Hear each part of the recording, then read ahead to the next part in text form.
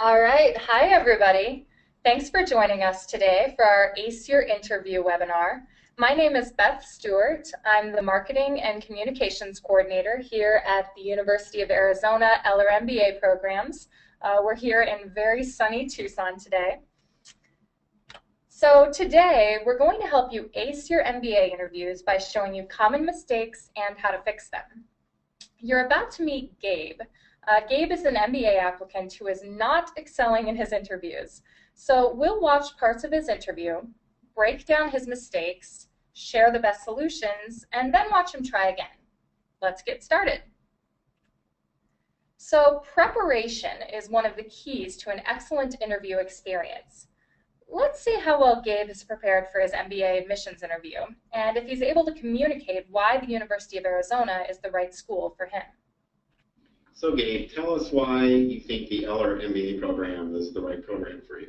I've thought about it a whole lot, and I really think my true interests are in investment banking. So in the finance world, I think IB is extremely dynamic. It's a very exciting time. I'm young. I can really get in there and do good work. So you do realize that investment banking isn't really one of our specialties, correct? Well, even though maybe IB's not there, I've also heard that you have great placement rates in New York City. So if I can just get to Wall Street, I think it's going to be okay. And I've heard that the MBA program at Eller is all about New York City. Like, a lot of people graduate and they go there, and it's perfect. And you do know where Tucson, Arizona is in relation to New York. Yeah, but I mean, it shouldn't be a huge deal, right? I mean, an MBA is an MBA. So what went wrong? Well, Gabe clearly didn't do his research on this school. His desired career path wasn't one of the school's specialties. He wanted to work in a geographic area where the school doesn't have strong ties. And the whole an MBA is an MBA thing, probably not what his interviewer needed to hear from him. So how to fix it? Do your research. And research won't just help your interview go smoothly. This should really be done before you even apply to schools. You're going to invest a significant amount of time and money in earning your MBA, so you want to make sure you're looking for the right fit for you. Once you're sure a school could be a good fit for you, make sure to communicate to your interviewer why his or her school is a good fit, how you can succeed there, and what kind of representative you would be for their brand. Now let's watch Gabe get it right. He communicates why the school's strengths align with his goals, and he makes a much better impression. So Gabe, tell me why the Eller MBA program is the right program for you. I'm really glad you asked, Jim. I'm super excited about Eller for three main reasons. The first is the entrepreneurship program. So I know that the McGuire Center is extremely highly ranked nationally, and I'm excited to be a part of that.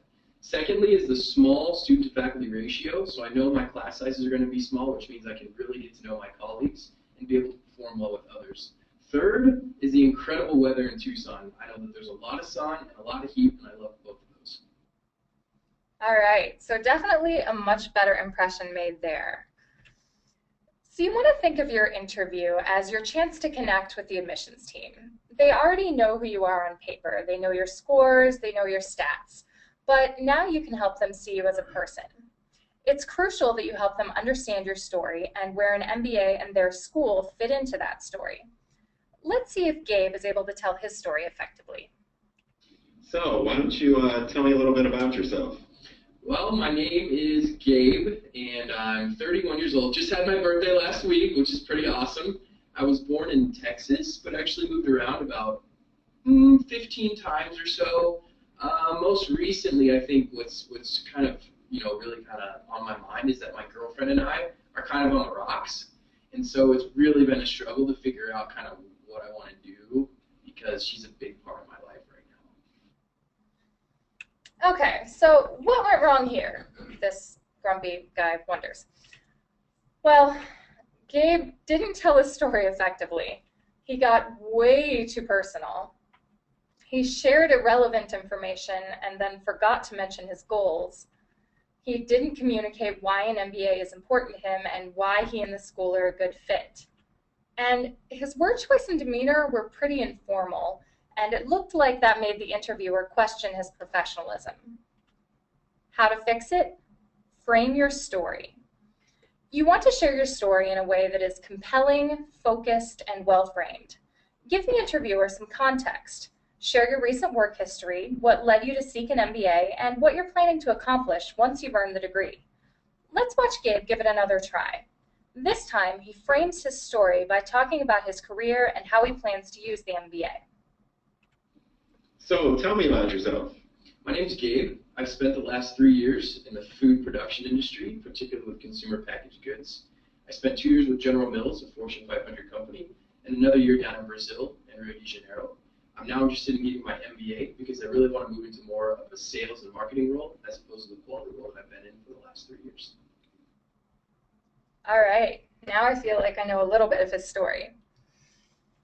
So your materials will continue to represent you after you've left the room. You'll want them to be a reminder of your career highlights and a great example of your organizational skill. Let's take a look at what Gabe's resume looked like before. So you can see it's 2 pages, and then we've blown up a portion of it so we can look at that. I'm seeing, okay, a lot of design and programming and web development history. Not quite sure how that applies to getting into our MBA program.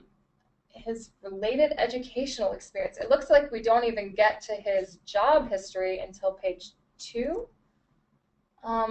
Things aren't aligned on the right side either. That makes it a little hard to read.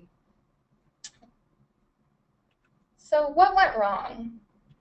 Well, this resume really isn't at the MBA level. It's more than 1 page long, which for a guy with 3 years of work history is much too long. There are too many paragraph style sections. There's too much prose and not enough action verbs. The achievements section included volunteering at a registration desk. We don't need any fluff in there. And there's too much focus on prior technical skills. The resume didn't really look tailored to the objective. How to fix it? Keep it simple and informative. Your resume should be appealing, easy to scan, and always up to date. It should fit on 1 page with consistent formatting, and you should use strong action verbs to clearly demonstrate results and accomplishments. You want to be absolutely sure there are no spelling or grammatical errors. That's a huge red flag. Let's take a look at what Gabe's resume could look like after these fixes. So here we're seeing a 1-page resume. Things are left justified and right justified. Everything's aligned. I see strong action verbs, analyzed, advanced, directed, and everything looks tailored to the job that he's applying for here. All right, much better. So once you've got your materials looking good, you want to make sure that you look the part. Within 20 seconds, the interviewer will form a first impression of you on the basis of your appearance. So your grooming, your dress, smile, posture, handshake. It is essential that you develop rapport immediately. You want to show that you're a competent, friendly professional with something to contribute to the school. So check out these potential interview outfits. These would probably not make a good first impression. I see the gentleman is wearing some cargo pants that look like they might be designed for hiking. He's wearing a blazer and she's wearing a vest, but those are pretty much the only elements that might be appropriate. So what went wrong? The clothing is too casual and too revealing. The shoes aren't professional. And the man is unshaven while the woman is wearing heavy eye makeup. How to fix it? You want to put your best foot forward, preferably in a well-polished shoe. Basically, if you would look good in a club atmosphere, the outfit is not appropriate for an interview. And if there's any question, always err on the side of conservative. Let's see some good examples. Here we have dark colors, plain suits, well-polished dress shoes, natural makeup, polished hair, and they're all wearing big smiles. Big smiles are an element of nonverbal communication, and just one of the elements that can really speak quite clearly to an interviewer. So let's look at some common body language mistakes. So what contributions do you think you can specifically bring to the program? So I'm pretty sure that I'm a really, really good communicator. And so I think my colleagues can learn a lot from me, communicating with them and having a lot of fun. Additionally, I've got a pretty analytical mind, which means that I see things other people don't tend to see. So like be it math or statistics or whatever. I really think that's going to be an important part of the program, and I can add a lot there too. I love that sideways look there at the end. So what went wrong? This lady looks pretty angry about it, whatever it is. Well, Gabe distracts from his words with his inappropriate body language. At the beginning, he had this casual slouch back in the chair, and it almost made it seem like he wasn't really taking the interview seriously. Then he was looking up and all around the room, pretty much everywhere but at the interviewer. And his informal body language when he had his chin propped on the table seemed immature. How to fix it? You want to learn to project relaxed confidence. Ideally, you want to be cool, calm, and collected. Everyone gets nervous in interviews, but it's important to communicate a confident, open, relaxed presence. Be friendly and professional, and keep an eye on your posture as well. And don't be afraid to smile and be yourself. Here's Gabe giving it another shot, this time while maintaining eye contact and a professional posture. What contributions do you think you can specifically make to the Eller MBA program? I'm confident that my communication skills will be of extreme value to the MBA program here at Eller for two reasons. One, I can interact with current students and classmates in order to bring their abilities to a higher level as well as enhance my own. And then secondly, in dealing with alumni and potential career recruiters. Okay, so it looks like Gabe has his body language under control, but might be stumbling over his words a little bit. Your word choice creates an image of you, and you want to consider whether it's the image you want to project. What do you think of Gabe based on his word choice in this video? Give me an example of a time when you led a project. The last time I led a project actually happened because my boss was really bad. And so I had to take over for my boss because they were getting absolutely nothing done. And it was just a crappy situation altogether. And so basically I just took control of the project and I made sure that everyone got their stuff done. I'm super hardcore when it comes to that stuff. So it was really, really nice to be able to knock this project out. And it was successful, but really, I just needed to get a new boss. That's the moral of the story. Okay, so what went wrong here? Well, Gabe definitely didn't sound articulate, and he also didn't sound like a very nice person. He badmouthed his former colleagues. He used a lot of slang, super hardcore slang. His speech was littered with filler words such as like and really, really. So how can you fix it? Well, it turns out my dad was right. We need to learn to think before we speak. First of all, you want to make sure never to speak disparagingly of current or former colleagues.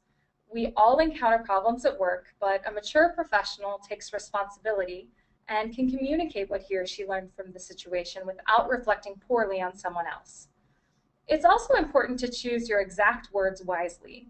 Teenagers and undergraduates may use slang and rely on words such as like, but you're interviewing to enter the MBA world.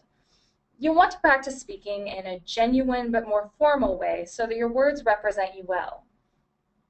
Let's take a look. This time, Gabe is able to describe the situation without placing blame, and he speaks eloquently to boot. Tell me about a time when you led a project. So my last role in sales with a large pharmaceutical company, a couple of my colleagues and I were working on a pretty large project. And we were falling a little bit behind schedule, so I had to take the initiative to really kind of bring the team together and work towards a goal of 20% increase in sales volume. Through a couple of self-initiated directives and working with the rest of my colleagues, who did a very good job and actually hit that goal in less than a month. All right, much better. Communication skills are a big part of what MBA employers, and therefore MBA programs, are looking for. The ability to succinctly express yourself and describe results will impress any interviewer. Let's see how Gabe is holding up. Do you have a professional mentor? There are some people that I've always kind of thought about as mentors and stuff. So like, I mean, a couple of my bosses in the past have done a good job working with me, and then like I really respect some people in really big companies too, because it's impressive. Like these CEOs, it's just incredible the work they do. But really, I mean, there's some people that in the past who, I mean, they've been really cool and they've been really great with me, and so they basically be mentors. But like, I really don't know how much time a mentor really takes, but I definitely think they do qualify as a mentor because I mean, I spent so much time. So what went wrong? Well, Gabe didn't really answer the question, did he? He vaguely referred to some people in the past who kind of helped him. And he kept talking in circles, which ultimately made it seem like maybe he didn't really know what the word mentor meant. So how to fix it? You want to share facts and, when possible, quantifiable examples. If you need a second to compose a thoughtful answer, go ahead and take it. If you need clarification on what a question means, ask for it. Don't just launch into a vague or circular response that doesn't really answer the question. When you fall into that habit, it's really quite obvious to the interviewer. It's always best to share specific details and facts to help the interviewer understand what you're saying. And if you can give quantifiable examples, that's even better. So in this retake, Gabe refers to a particular person, a particularly influential individual, and shares specific ways in which his mentor has helped him. Do you have a professional mentor? Yes, one of my former professors in college has been very influential in my professional life, and that was from the point of graduation from college all the way until now getting my MBA. At every step of the process, I was able to talk to him, voice any concerns, and he relayed feedback based on my characteristics, my personality, and why he thought I might be making a good move for myself. Okay, so that time Gabe answered the question in a way that we were able to follow what he was saying. Your MBA interviews deserve your full attention. You want to show the school why you're an excellent candidate and why the school is a good fit for you. Let's see if Gabe can stay fully engaged. Where do you see yourself in 3 to 5 years? About 3 or so years from now. Hey, what's up? So one of my friends is right outside. Hold 1 second. Okay, sorry about that. So as I was saying, in about 3 years, I'm so sorry. My phone's ringing really quick. Let me answer this text. I'm really sorry about this, but it's really. Okay. Okay, all right. I think we should be okay to go. Okay, so what went wrong here? Well, if Gabe had any hope left of getting into this MBA program, he probably blew it here. He brought a noisy buddy with him to the interview and had to leave the room to talk to him. I don't know if you all noticed, but it looked like the interviewer was having a hard time keeping a straight face by this point. He answered his phone mid-interview, and then he even composed a text while making the interviewer wait. How to fix it? It's so simple. You just need to pay attention. You want to give your MBA interview your undivided attention. If you need to bring a friend for moral support, send him or her for coffee or tea while the interview is taking place. Your cell phone should be completely off, but if you can't bring yourself to turn it off and you're tempted to check your phone or answer a text, just leave the phone in your briefcase or with your friend. Whatever the message is, it can wait until after this interview is over. Some of your business school interviews may actually not occur in person. So if your interview is conducted via Skype, there are some extra concerns. Let's see just a few of the things that can go wrong. So here it looks like the person Gabe is supposed to Skype with is offline, probably because it's 7:20 in the evening there, so he's probably not in the office. On the left, that could be anybody. We can't even tell that that's Gabe. It might be Gabe's super articulate cousin. And then on the right, he looks a little ghostly. And that looks like a polo shirt that he's wearing.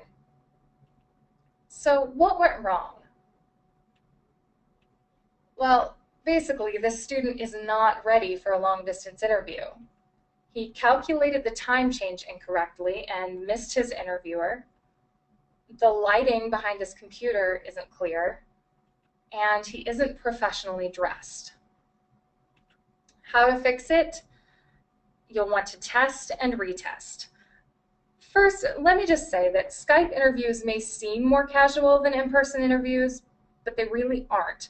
You should put just as much effort into presenting a professional demeanor as you would during an in-person interview. And in fact, there are a few extra steps you'll want to take. First, make sure your software is up to date and your space is well lit and free of any questionable materials. If you have posters of your favorite football player up on the wall, take them down for the day. You'll want to double check the time zone difference to make sure you're on time, and you'll want to be formally dressed. We actually recommend a Skype test run with a friend a few days before your interview, just to ensure that everything is working smoothly and that you're representing yourself well. So there you have it, fixes for those common interview mistakes. Let's recap. You'll want to do your research and make sure you can articulate why the school is a great fit for you. You'll want to give the interviewer some context for your compelling story by framing your story. With your materials, you'll want to keep them simple and informative. Your resume should be appealing, easy to scan, and error-free. You'll want to put your best foot forward by dressing conservatively and sharply to make a great first impression. Be friendly, professional, and don't forget to smile. That will help you project that relaxed confidence. Think before you speak in your answers. You'll want to stay away from placing blame, and you won't want to rely on slang. Compose yourself and share specific details to support your results. Sharing facts and quantifiable examples will impress your interviewer.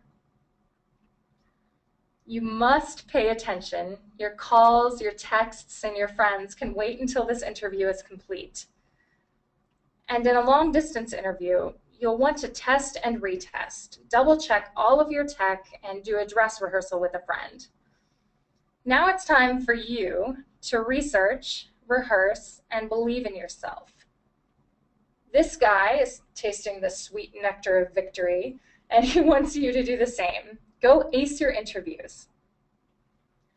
Thanks for joining the University of Arizona Eller MBA programs for this webinar. We're going to open it up for questions now, and afterward, if you have any additional questions, please don't hesitate to email me at uaellermba@eller.arizona.edu. Huge thanks to our graduate assistant, Adam Tank, for starring in our videos, along with our Director of MBA Admissions, Jim Duranick.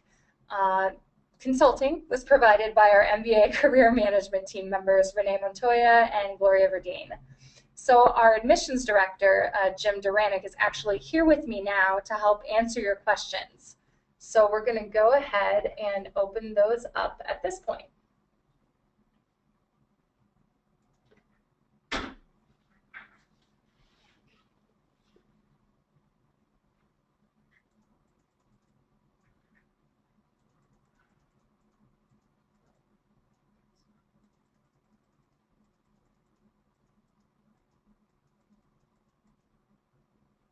Okay, so we're getting a question.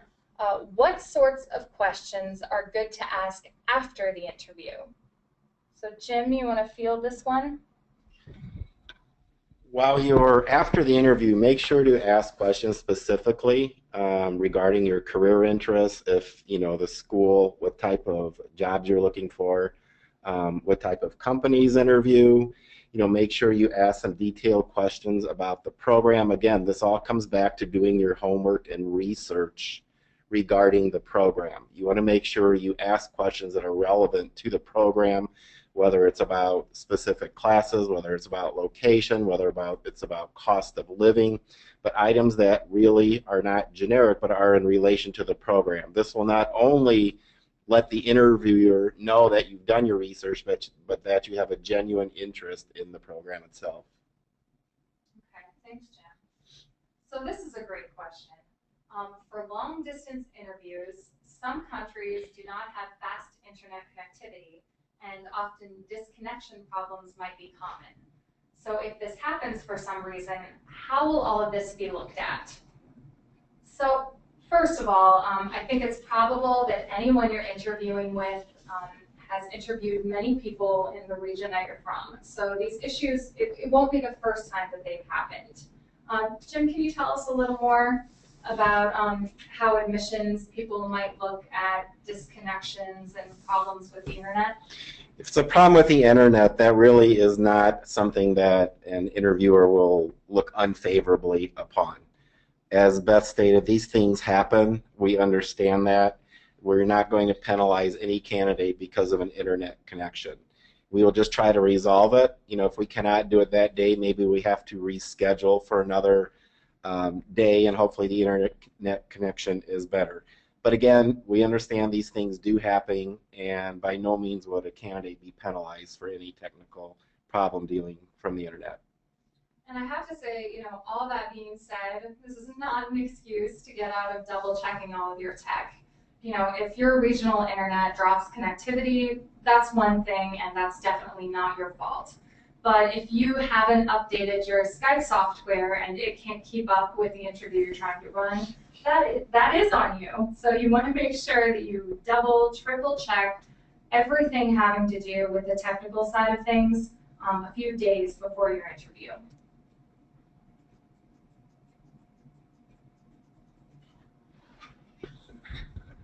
So here's a question. Ideally, how long should answers be?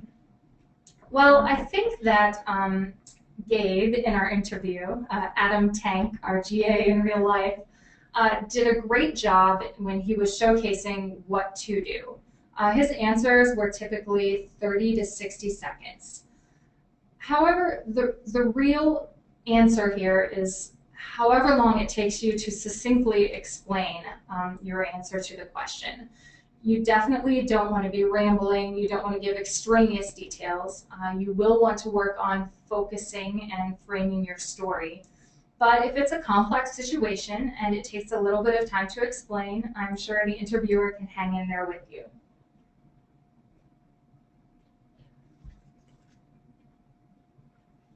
So here's a question asking what a candidate should do if they don't understand the interviewer's question. So as we mentioned earlier, you shouldn't feel ashamed about asking someone to repeat the question or asking them to clarify a portion of the question, especially via Skype. Sometimes words are hard to understand. Sometimes connectivity causes a little bit of blip problematic issues. So don't feel like you can't ask what an interviewer might specifically mean. Jim, do you have anything else to add? What you want to do, yeah, again, ask the interviewer to either repeat the question, or he can ask him if he can rephrase the question in a different way if you don't understand it. But again, make sure you understand the question fully before you begin your answer. Right. And everyone, you know, while we have Jim here, our Director of Admissions, feel free to ask other MBA-related questions. We want to help you prepare for your interviews, but if part of that is researching other aspects of MBA preparation, we're happy to help.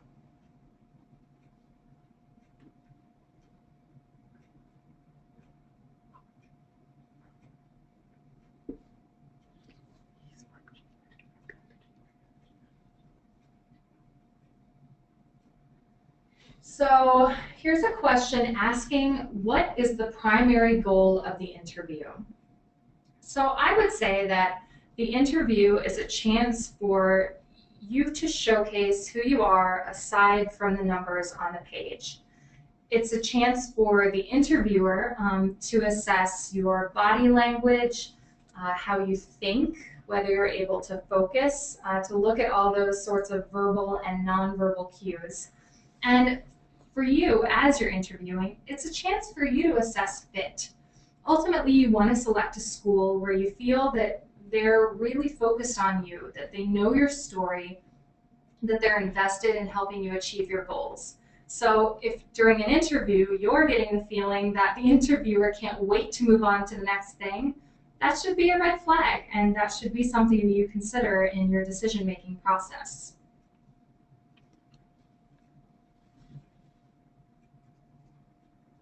The next question is, what are the best practices to tackle a question that completely falls out of your knowledge area? Well, this makes me think of Google interview tactics. We've all heard that they might ask, how many ping pong balls will fit in the room. Those types of questions are designed to assess your thinking process and how you go about problem solving. It's highly unlikely that you'll encounter anything that specific or that technical in an MBA interview. But it's certainly possible that you'll receive a question that completely falls out of your knowledge area. I think your best bet there is to be honest. You can explain that this isn't your area of expertise, and then go into what kinds of problem solving or thought methods you would use to understand the situation. Jim, did you have anything to add there? And the only other thing you can really do if it's out of your knowledge area is again, ask to rephrase the question or repeat the question just to make sure you understand it correctly. And then what you can try to do is relate it to an area that you do have knowledge of. So if it's something that you are just not aware of, you could, state that, but say I'm going to compare this to something that I do have knowledge of, and go from there and see if that is fine with the interviewer. Great. So here's a question asking if face-to-face interviews are given more prominence. Truthfully, that really depends on the school, and you'll want to check on a school's guidelines before you make the decision whether to fly in or interview via Skype. Some things to consider might be whether the school offers scholarships only to people that they meet in person. And you can ask them how much they prefer to really meet people in person. I can tell you that for us, within our region, yes, we expect people to make the trip to campus, and we're always very excited to meet people in person. But outside our immediate region, we rely on Skype for the majority of our interviews. A lot of the skills that we talked about in this presentation are just as easy to evaluate via Skype as they are in person. Okay. So keep the questions coming, everyone. These are great questions. Okay, here's a bit of a long one. What if you were going on a self-initiated interview where the interviewer doesn't have the application because it's not due yet and only has a copy of the resume? How will an application blind interview differ from a typical invite-only interview? Okay, I actually haven't encountered this situation, so I'm going to pass this one off to Jim. Again, this is really a school-specific question, and you may run into this situation. Some schools will use alumni that may only have your resume in front of them, and other schools may have a full packet. So it's going to depend on the situation of the school. The best thing that I would tell you to do is, no matter where you go, you do not know what type of interview this is going to be. You don't know whether the person has your full file, or they just have your resume, or they just have your name. What I would do is I would prepare for every interview the same. Do your research, find out as much as you can about the school, about the programs, have your questions ready. whatever it is, that way you are not putting the burden on the interviewer, or you don't need to tailor your answers or your questions based on how the interviewer, what kind of information they have, but you are prepared anyway. Remember, you're not going to know going into the interview how much that interviewer has, how much information they have of you. So if you prepare the same way for every interview, it will not be an issue on what type of material the interviewer has with them. And when we say prepare the same way, that's when we're talking about that in-depth research, really making sure that you're prepared. This is also a great instance for you to really utilize those skills of framing your story. Oftentimes, if an interviewer only has your resume in front of them, they might start with a very broad question, something like, tell me about yourself. So this is your chance to really give the interviewer that context, walk them through your recent career history, what prompted you to seek the MBA, and what you hope to get out of the degree.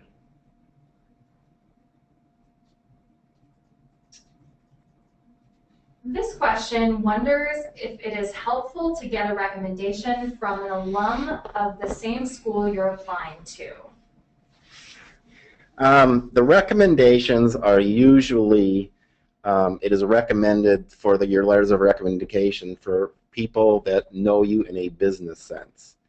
So, preferably your boss, if that is possible, someone you have had as a client, someone you work for in business, someone who knows you in a working environment, knows what you can contribute to the program, and knows what type of skills you would bring to a program. An alum, if the alum knows these things about you, that is great, but is not, an alum that doesn't know you and they are just an alum is not going to pull as much weight as someone who knows you in the business environment. So does an alum help? Only if they know you in the working environment and knows what you can bring to the program. But just their name that they are alum does not really hold any extra weight as far as letters of recommendation. Okay. Should a candidate have an understanding of business news in current events? Do these types of topics generally come up in the interview as part of the discussion? Well, I'm a big advocate of always staying on top of current events. We recommend that our students read several news and business publications every morning so that they're prepared to discuss these events and have context for what's going on in the world. As far as whether these types of topics come up in the interview, again, that really depends on the school. Some interviewers will focus heavily on behavioral questions, asking how you handled a certain type of situation or problem. It's always best in that case, by the way, not to talk in hypotheticals. You don't want to say, well, if this happened, I would handle it this way. The interviewer really wants to hear that you've already encountered this problem and you've already learned how to tackle it. So you want to give them a specific example of what the issue was, how you dealt with it, and what your results were. Do you have anything else to add about current event topics coming up in the interview? Well, what you want to remember again is you do not know, sometimes, again, your interview may be conducted by an admissions officer, may be conducted by an alumni, it may be conducted by a current student. So the topics can come from a variety of different areas, and having some knowledge of current events definitely is not going to hurt you. And what it would do is just help you prepare for any situation during the interview. Yeah, and another way that being on top of those current event topics can really help is that ultimately, whenever you meet someone, be it in an interview or at a networking event, at an industry event, you're really looking to form a connection with that person, to learn a little bit about them, help them learn a little bit about you. And if you have a common understanding of what's going on in the world, you might strike up on a topic that's of interest to both of you, and that might help facilitate that connection. It's much more likely that you will stick in someone's mind if you're able to make that connection. Here's a question asking if schools use interviews as a relative metric against the pool of candidates being interviewed. For example, if 75% of the candidates are not having an overall good interview. However, the schools have to take 50%. Would the selection boil down to the best of the average in that scenario? Well, if interviews were the only deciding factor in admissions, perhaps. But they're really just one factor in your complete package. So schools typically are going to be looking at your undergraduate GPA, your GMAT, your work experience, how you perform in the interview, so a wide range of factors. If you're not a great interviewer, but your numbers are fantastic, that might balance each other out. And likewise, if you're not a very good test taker, but you're able during an interview to communicate, the breadth or depth of your work experience and knowledge and what you can contribute to the school, that might balance out. So it's really about making sure that you have the complete package lined up to the best of your capabilities.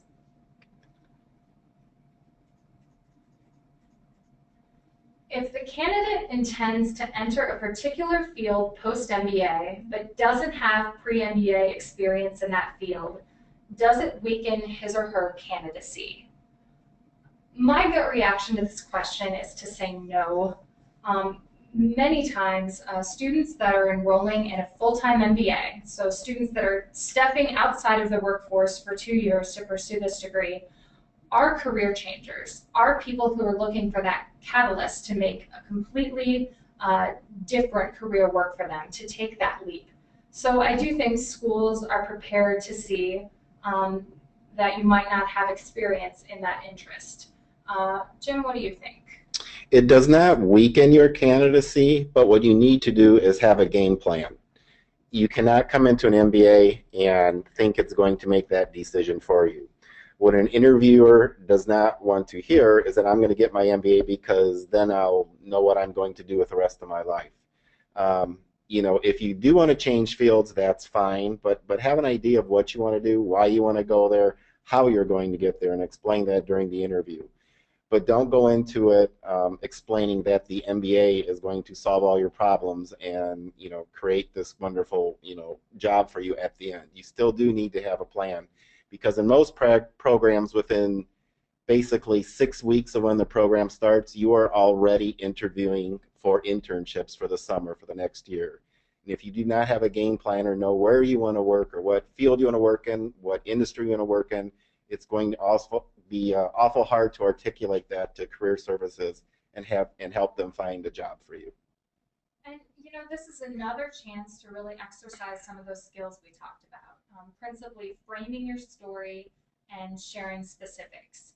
If you're able to communicate to the interviewer how your career up until this point has led you to want to make this career change, that can be a strong way to frame the situation. You can talk about what made you realize you want to make the change, what career you want to change to, and how you envision the MBA helping you leverage your skills to succeed in this new field. For a broad question like, tell me about yourself, is it okay to highlight the personal side also, apart from the professional side? Well, this is a tricky line to walk.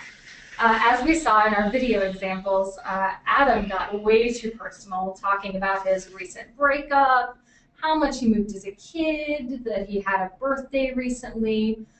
Those types of personal facts aren't really applicable to the interview process. That's not relevant information that the interviewer needs. If there's a bit of personal information that helps put your story in context, if, for example, your undergraduate GPA isn't as high as you would have liked because you went home for a semester to help care for an ailing parent, the interview is a great time to help put that in context. But it isn't the time to try to be making friends with the interviewer. While you do want to make that connection, the interviewer isn't there to be your buddy.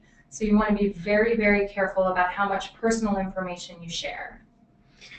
If you can take a personal situation and explain how it relates to the MBA world or business world, it would be fine. For instance, if you say you moved, as a child, you moved every 2 years. What this did is it gave me the ability to make friends quickly and interact with new people in different cultures. That would be fine. Again, you don't want to talk about, birthdays and girlfriends and breakups, but if you can relate something from your personal life and how it developed you into a person in the, that would enable you to interact in the MBA world, that would be perfectly fine. So just think before you talk about personal situations and make sure that where are you going with the statement is something that would relate to have your application, benefit you as far as the the MBA world. If an interviewer asks you about a failure you've encountered in your professional life, how do you best explain that without leaving a negative impression? Well, I would say that being able to talk about a professional failure and what you learned from it would be a sign of professional maturity. So I think that they're really, if they ask that question, they're really expecting that you're not perfect and you have at one point or another made some sort of error. And I think the important thing is not so much what the error was, but how you dealt with it, what you learned from it, and how you'll address similar situations in the future. That being said, you would never want to share a situation that made it seem as though your professional integrity was compromised. So these are the kinds of questions when doing your research and thinking about framing your story that you'll absolutely want to rehearse. It's a great idea to be able to walk through your career history and be able to answer these sorts of example questions, these sorts of behavioral interview questions in a way that shows the interviewer what you've learned. And what you also do not want to do if it's a negative or a question to explain something that happened about a failure, you do not want to place blame on someone else. Again, what you want to stress is what you learned from the situation, how you went forward, and how you improved. So you do not want to place blame on anyone, or criticize anyone about that situation. Absolutely. Think of the video example where Gabe blamed a company failure on his inept boss. That did not make a good impression. And when we saw him talk about the situation again, he was able to describe the problem and how they handled it without placing blame on any of his colleagues. Is 2 years of work experience enough to be viewed as a prospective candidate? That is really going to be school specific on the amount of work experience. Some schools will take candidates with 2 years work experience or less. Some will require more. So this is one of those things where you need to do your research. Do your research on the program, look at their profile, look at the average year's work experience. Remember, though, on the profiles, those are averages. So if you see an average of 3.5 to 4 years, there are probably people that have less than 3.5 to 4 years. Will they take 2 years work experience? That will depend on the program, but you need to do your research on the program. If you do have less years work experience, it's not always the number of years, but it's the quality of the work experience. Have you been a project manager? Have you had, substantial responsibilities in your job? The quality of the work experience will matter as long as, it is something that, is relatable. Sometimes it is more important than the number of years specifically. So again, it's really not a black and white situation on is 2 years enough or not. It really depends on the school. So again, this is where you need to do your research on the program. Right.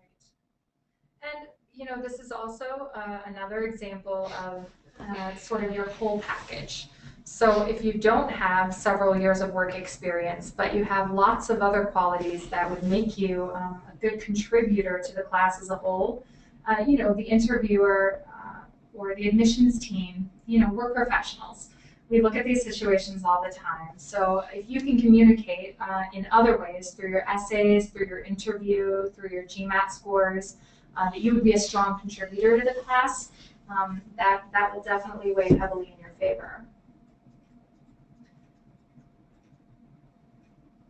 How do you best answer, tell me your biggest weakness questions? Can you please give an example? You know, I can say that the typical answer for most young candidates is something like, well, I'm too much of a perfectionist. You know, I work too hard. Um, I think that the interviewer in general can see through those answers. So it is a good idea to have, you know, you really should have an understanding of who you are as a professional, where your strengths and weaknesses lie, how you can leverage your strengths, and how you can improve those weaknesses. Jim, what do you think? and what you can also do is with your biggest weakness is say this, show how or explain how, you know, this is what you're looking to improve, you know, with an MBA program. For instance, if, you know, maybe you are not a great communicator or afraid of getting up, you know, in front of people to talk, you can say, I'm looking forward, you know, to take some classes in the MBA program that deal with communication skills and business communication classes and work with people, because this is an area I realize is a weakness, and I feel through taking classes and working through this program, this is something I can improve. So again, it's not always about, you know, we're not trying to call you out there, see what your weaknesses are. We're looking at how you handle the weakness and what you are looking to do to improve the situation. Great.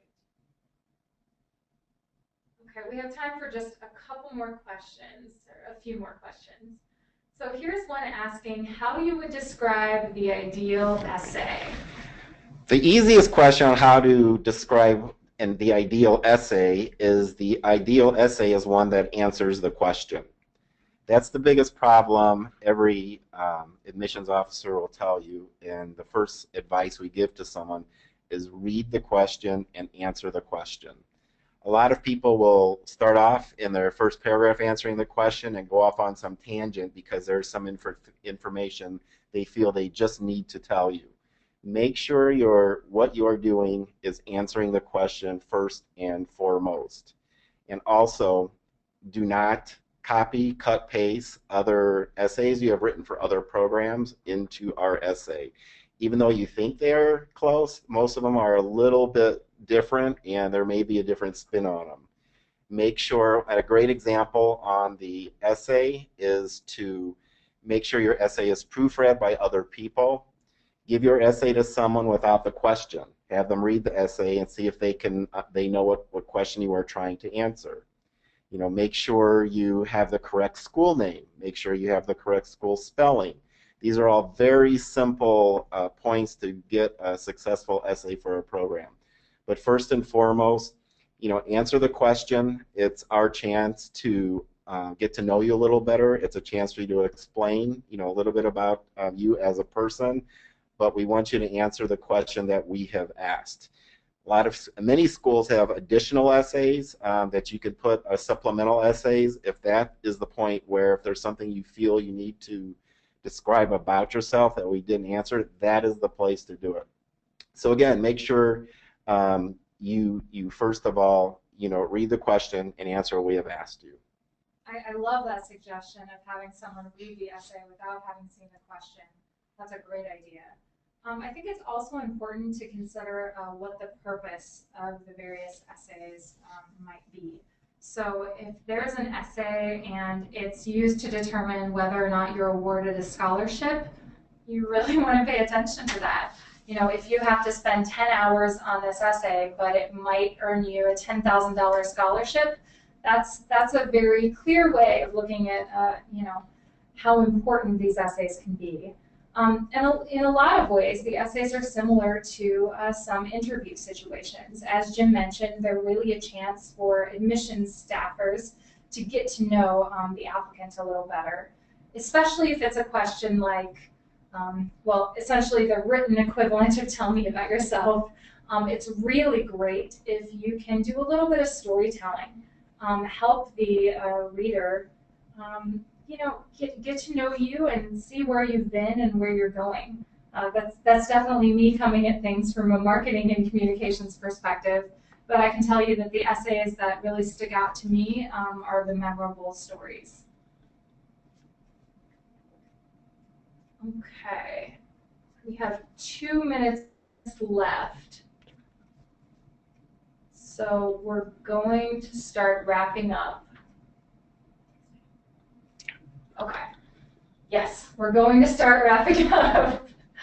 So as we mentioned, if you think of any questions a little bit later on, please feel free to reach out to us. My name is Beth, and you can reach Jim and me at our email address, which is still up on the screen. It's UA Eller MBA at eller.arizona.edu. We have a small program here, and we're all about really being invested in our students. And you can tell that during the application process as well. So if anyone has any questions you think we might be able to help with, feel free to reach out. We're always happy to help. Thank you for your attendance today. I look forward to reading each one of your applications. I look forward to interviewing each of you with these great tips we have given you. So again, as Beth stated, we are here to help you. So if there are any questions on any part of the application or process, please do not hesitate to email us, and we would be happy to help you out. Okay.